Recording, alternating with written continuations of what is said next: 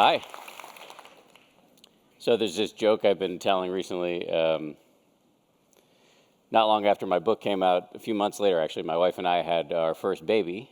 And a few nights after that, I found myself up in the middle of the night. I'm holding this screaming beast, and there's poop everywhere. And I had this thought, which is the title of my next book is going to be Everything in My Last Book Was Bullshit.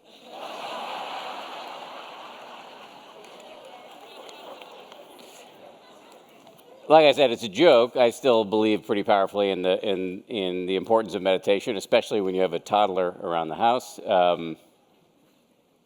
But the part of the joke that actually is serious is that in the years since the book came out, I've actually started to see in hindsight that I made some errors and omissions with my first book, and I'm now intent on fixing it. I'll talk about that in a second, but just by way of background, let me get my little clicker out here. For those of you who don't know me, I started to meditate because I had a panic attack on a little show we do called Good Morning America. This is a still picture of that panic attack. If you've got an appetite for a little Schadenfreude, you can see the whole thing on YouTube anytime you want. Just type in panic attack on live television, it comes right up, which is fucking awesome.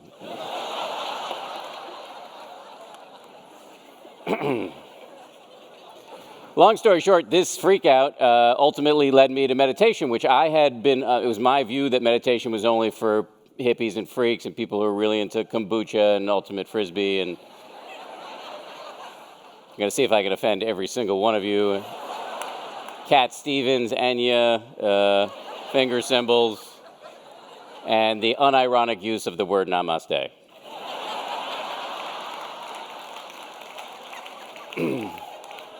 So I wrote 10% Happier in large measure because I wanted to make meditation seem less weird. Let's see, I think I have a picture of it somewhere. There it is. I wanted to make it seem less weird. And what's interesting to me is that 3 years later, it actually does seem less weird in a lot of places. I don't give myself any of the credit for that. I think it has to do with the expanding body of research that suggests that meditation can do a lot of nice things for your brain and your body, and also because of the hard work of the people who are in this room and who have been on this stage. But now we have a new problem. So while meditation is more socially acceptable, while it's less embarrassing to say you meditate, we have got, I suspect, millions of people who are into it, who want to meditate, but who aren't actually doing it. And so this is the problem I'm really fixated on now. So to deal with this, I've done a couple of things preliminarily. As was mentioned, I started a podcast called 10% Happier, available wherever you get your podcasts. And I interview all sorts of people like the Dalai Lama, RuPaul, Robin Roberts, one of my colleagues on Good Morning America, Eileen Fisher, who I believe spoke to you, about how busy people can and do fit meditation into their lives. The other thing I did, which was also mentioned, is I co-founded a company, Meditation for 10% Happier, Meditation for Fidgety Skeptics. And we've recruited some of the best teachers in the world, including Joseph Goldstein, Sharon Salzberg, and George Mumford. We've kind of gotten rid of the pan flutes and patchouli and try to inject a little humor into it. In fact, once in a while, we even kind of gingerly make fun of the teachers themselves, as you'll see in this outtake that Joseph Goldstein let us post on the app. Here it is. Let's see if it works. Okay. I just have one professional question. Just from your perspective, from my perception, when Dan talks, you sit a lot stiller than I do. I feel like I'm kind of moving around a lot. Do you even notice it, or doesn't it matter? Doesn't matter. Okay. Story you're telling yourself. What? I call that clip When the Student Becomes the Master. So yeah, we're having a great time, we're growing fast, but we're really obsessed with this issue of why so many people say they want to meditate but aren't doing it. And I'll be honest, I find it's a little confusing because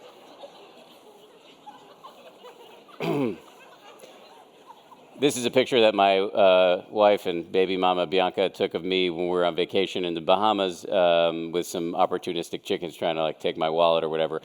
But for me, back in, I think, 2009, I read a John Kabat-Zinn book. I heard about the science, and I started meditating on a summer afternoon, and I don't think I've missed a day. And so it just seemed to me that if I wrote 10% Happier and made a good argument, I mean, there are no original ideas in 10% Happier. I stole it all from a guy like named the Buddha and put the word fuck in a lot. I just thought that if I made a lot of good arguments and made it normal, I'm a guy in a suit and tie, that people would hear the argument and start meditating the way I did. But this was incredibly naive, and I was wrong, really wrong about that. And it turns out I'm a bit of a mutant when it comes to behavior change. So I love this quote from my new friend at Google, Bill Duane, who a lot of you may know. He says that, you know, we have the medicine that works and most people don't do it. The problem, we have a massive compliance issue. So, yeah. So recently, my team and I at 10% Happier, we decided that we needed to do something a little bit more radical to sort of research this problem and see what we could do about it. So we teamed up with one of my favorite meditation teachers on earth, a guy named Jeff Warren. He looks really serious in this picture, but he's a total goofball, just so you know. He's in Toronto. He's an amazing, amazing meditation teacher. So Jeff and I and a whole bunch of other people, we got this ridiculous piece of hardware, a bus that we wrapped with the 10% Happier logo. Side note, the previous occupants of this bus was a funk band called Parliament Funkadelic. Yeah. I was told by the driver that we were the most boring people he's ever driven. So we went across the country in this bus just a few weeks ago, and the mission was to do a taxonomy of jacked up meditators, to find out, you know, to catalog all the reasons people who want to meditate but aren't meditating. What are the reasons they're not doing it? And also to sort of hone our rebuttals and see what we could do to unblock people. So today, and this is the first time I'm giving this talk, because I'm going to present our preliminary research. We found a number of myths and misconceptions and self-deceptions that get in the way of meditating, and so I'm going to run through them. Myth number one is something that I'm sure a lot of you have heard, which is I suck at this. I hear this all the time. People come and say, you don't understand, my mind is so busy, I could never do this. I call this the fallacy of uniqueness. Welcome to the human condition. We're all insane. And this problem we found in a pretty stark fashion when we sat down and taught meditation to my co-anchors on Weekend Good Morning America on the first day of our tour. And you're going to hear from my co-host, Paula Ferris, who, for the first time, I've never seen anybody do this. She turned the actual meditation session into a call and response. So here we go. Okay, so just taking a moment to settle into the sitting posture. You can shift, can't you? Yeah. Okay. So just breathing naturally. And that's that openness is the place to begin. And then you just sort of select a sensation to work with. So when I'm feeling a distraction, like I can feel I feel like I can always feel my stomach hanging over, or I can just heard Ron's stomach growl. I'm feeling what do I do with all of those distractions? It's a great question. So first, find this composure that allows all those distractions to be there. Bring my attention back into some sensation in the body. And when you guys are ready, you feel ready, you can slowly open your eyes and rejoin the stream. My back hurts. It's hard to practice when your body's in pain. That's why, it's helpful to be in a comfortable place where you feel... Not in a dress and heels, possibly? Right. I work with her a lot, and so now you know what I'm dealing with. So while most of her questions were logistical, during the course of our interview there, the bedrock concern that emerged for her was that she just feels like her mind's too crazy. I think she referred to herself as a deranged chipmunk. And so I think this is low-hanging fruit, actually. I think we've been ill-served by the traditional art around meditation that has created this impression that in order to meditate, you need to clear your mind and float off into the cosmos. I have a picture that I particularly like to use. There it is, that one. People think that you're going to look like this if you're meditating correctly. Let me just say as a side note, I was excited that Time Magazine covered mindfulness in this way, but a little annoyed that it sends the message that meditation is only for, white people who live on the Upper West Side of Manhattan and shop at Whole Foods. And I don't say that with any malice because I am a white person who lives on the Upper West Side and shops at Whole Foods. But meditation was invented thousands of years ago by Indian people, and it's for everybody. So, thank you. All right, I'll get off my high horse and just get back to the point that this and millennia of art like it, with people with these beatific looks on their faces floating off into the cosmos, sends the message that meditation requires clearing the mind. And I think there's a great counter-argument here, which is, no, you don't have to clear the mind. That's impossible unless you're enlightened or dead. The point is to focus your mind for nanoseconds at a time on usually the feeling of your breath, and then when you get lost, which you will a million times, you just start again and again and again. And it's hard. And I think a better way to represent the experience of meditation is this.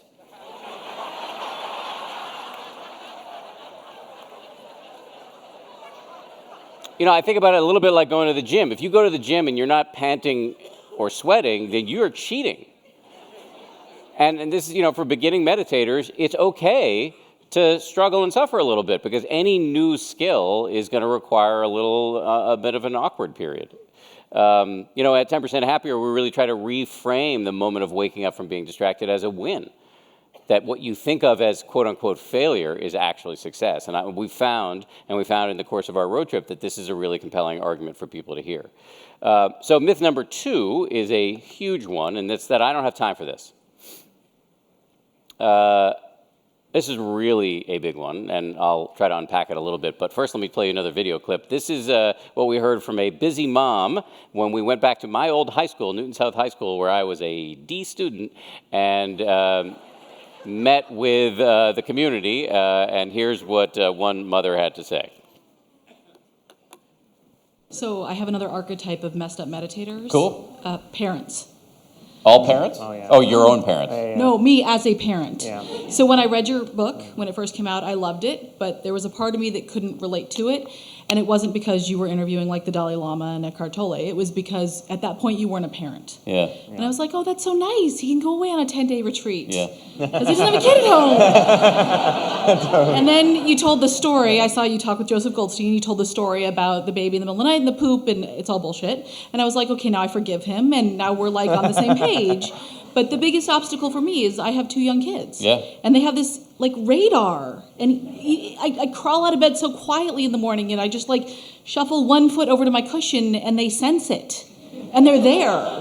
And I think a lot about your wife, and Yeah. I've never met her, but I've Yeah. heard you talk about how long Yeah. you meditate each day, and I'm like, wow, she puts up with that. Yeah.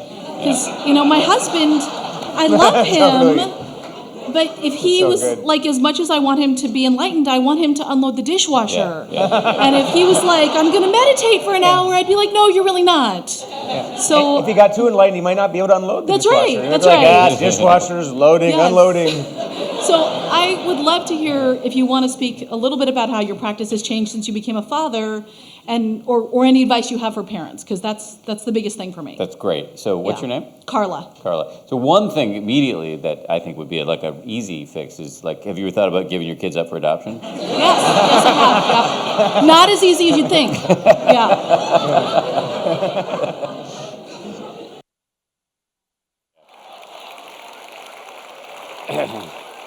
So I didn't really offer a lot of useful advice in that particular scenario because I will always take the low-hanging fruit of a joke. But there are 2 arguments that we tested out in the course of these 11 days we traveled across the country that really do seem to work with people. One is you can really see the light go on in people's eyes when you tell them that 1 minute, 2 minute, 3 minute meditations count. which is why on our app we've got 1, 2, 3-minute meditations. Obviously, I think we would like to see people doing 5, 10, 15 minutes a day. That would be great, but we got to meet people where they are. The other argument that we found that really helped people was to think about slots in the day where meditation can fit in really nicely that you may not have considered. Right after the kids go to sleep, right before you go to sleep, right when you wake up in the morning, close your door in your office if you have one for a minute right before lunch, right before you get out of your car and go into your home, and stay in your car, do a couple minutes there. And once we explain this to people, they realize that actually if they think about their schedule holistically, they have more time than they think they have. But time is a really tricky issue because when people say they don't have time, they actually are often saying a number of other things. They're saying, I don't want to make time for this. I'm not sure this is actually going to work for me. And here's a big and deep psychology. What they're saying is, I don't deserve this, which leads to myth number 3, which is that meditation is self-indulgent navel-gazing, which is a way of saying that I don't deserve the self-care. And listen to what we heard from a mom and social worker in Las Cruces, New Mexico. Directions, and I'm a perfectionist, and I want to give my all to everyone at work. My home, my family means everything to me. So I always want to make sure my husband's okay, my child's okay, my family, my clients are okay. That I feel like taking those 5 minutes, I feel so guilty. Because as I'm sitting there going, yes, I'm taking these 5 minutes, I'm thinking, oh my goodness, I could have been planning for therapy. I could have been maybe coming up with more things to do with my baby. I could have given my husband 5 minutes of, well, how was your day? Let's chat about your things. So guilt has been my biggest barrier on, as soon as I start to relax, I think, oh my goodness, I shouldn't be relaxing. I should be doing, this is so bad. Why am I so selfish? That's my biggest barrier. So I don't know if you have any advice on how do you take care of that voice, the guilt voice.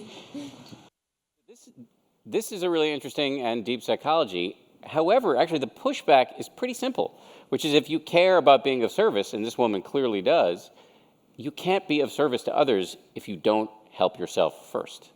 It's that old cliche that you hear in the airline safety instructions. You got to put your own oxygen mask on before assisting others. And once we explained that to her and lots of other folks, we found that they started to see this thing a little differently.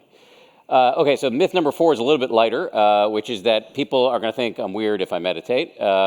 Listen to what we heard from a cop in Tempe, Arizona. Do you think on the force,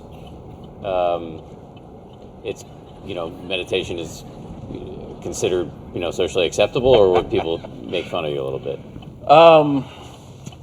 You could be honest. I think people are going to make fun of you just a little bit. What do you think? Even though the chief is into it? I think even though the chief is into it, I think, as cops, we're like, wait, huh? Is the idea, do you think people think if you're meditating that you're going to kind of go soft a little bit? Hey, I would say yes. Yeah. I think that is, a factor for sure, Okay, so the rebuttal here is a good one, which is that think about all the crazy successful people who are meditating, and they definitely haven't lost their edge in business and sports and entertainment and the U.S. military. I love pointing out that 50 Cent meditates.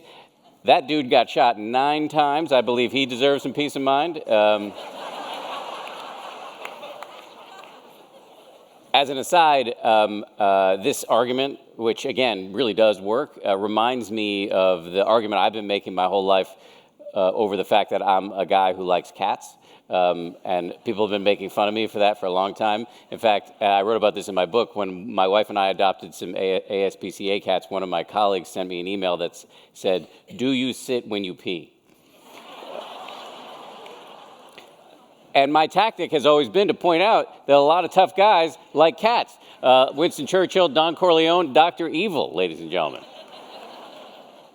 But this fear of looking soft is actually is linked to a deeper myth, which is that if I get too happy, I'm going to lose my edge. And we talked about this a little bit with a guy you might have heard of who's a multi-platinum recording artist by the name of Josh Groban, who articulated this fear really well. I'd worked with, producers like Rick Rubin and people like that who have meditated their entire lives Yeah. since they were children. And if they don't do it, they feel something's missing in their day. But at the same time, he's a very laid-back man, Yes, he and is. there are people that I know that do it daily, and they are so zen about the world and so laid-back about their surroundings. And I feel like that's not really who I am. I've always been one of those people where the spin has always been my edge, I've always, for whatever reason, rightly or wrongly, I've felt like that the anxiety has been an edge for me that has allowed me to chess game my life a little better, and so the idea of laying back at all is actually it's a fear of mine that if I sit back too far, I'll miss out. Oh, you're a brother from another mother. And this is exactly my psychology for sure. Let me just amplify his point, or the point I was making at the end there, which is this was a huge thing for me when I was writing my book. I exist in a really competitive atmosphere, and I thought if I meditated, I was show up at work in my wife's yoga pants or whatever, that it wasn't going to go well. I mean, the fact of the matter, I mean, there are a lot of people think that if you meditate, you're going to end up some non-judgmental, lifeless, blissed out blob. I wish that was the case. The fact is that meditation does not make all of your problems go away, does not uproot all of your anxieties unless you're at a really deep end of the pool. What it does, as a guy named Ram Dass has famously said, is it makes you a connoisseur of your neuroses. And when you see that shit clearly, it doesn't yank you around as much. And that is the samurai move. And it was, go ahead and applaud for that, fine. All right, so I'm almost done, I promise. But I just want to, we don't have time to go through all the myths we encountered, so I just want to quickly list the others. Myth number 6 is actually not a myth. We shouldn't call it that, but we've been referring to it as Pandora's box. A lot of people are worried that if they meditate, they're going to come into a full frontal collision with their deepest fears and anxieties, and that can be true. Again, I would argue, though, that it's better to see this stuff than to be blindly driven by it.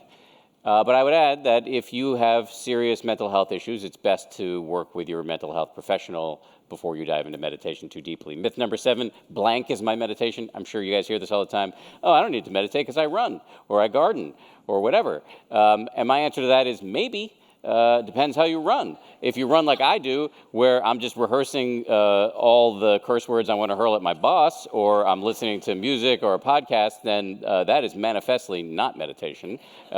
If you're running and you're paying attention to the feeling of your footfalls and the wind on your face and the muscles in your body moving, cool. And every time you get distracted and you start again, that's meditation. But most people don't run like that. And myth number 8 is I can't keep it going. This is the consistency issue. Also really not a myth. It's a big problem for people. People fall off the wagon all the time. So let me play you another video clip. I have an idea. I just came up with this in the bathroom. What if we had a kitten? If there was like a kitten that I had to keep alive by meditating every day. On the app. On the app. Like a little kitten, and then like every time you meditated, like he got a little stronger, and then if you didn't meditate, he like withered. It's like a meditative Hatchimal. Yes. That would keep me meditating. All right. That is, Like I think it truly, really... Like cartoon, little paws. Like adorable big eyes. Big eyes. We'll have like all these cages in the 10% offices of malnourished kittens with little kind of milk dispensers that only come out when they get their appropriate range. That's what I would. That would. All right, do we have the technology to build that, Ben? Too much right now. We'll look at it. Thank you, Bethany. I want a white one with 2 different color eyes. I should have explained who that is. That's Bethany Watson, one of the co-hosts of one of the most popular morning top 40 radio shows in the country, Elvis Duran and the Morning Show. And so she came up with that kind of jokey idea, and we actually might build it. So those are our preliminary results. We're still honing this thing. We're going to turn it into a book that's out at New Year's. We're also going to turn it into lots of new courses for the 10% Happier app. But one thing I want to say in closing is that what we learned is that this is really important work, but it's actually delicate work too, because what you don't want to do is proselytize. We are really aiming this at people who want to meditate but are not. We are not trying to convince people who don't want to meditate that they should. I hasten to add, I live with a woman, my wife, who does not meditate, and I have learned that it's best not to lecture unless you want to get smacked in the head. So in this spirit, I will leave you with an awesome cartoon from the New Yorker magazine, which shows two women having lunch. One says to the other, "I've been gluten-free for a week, and I'm already annoying." Namaste.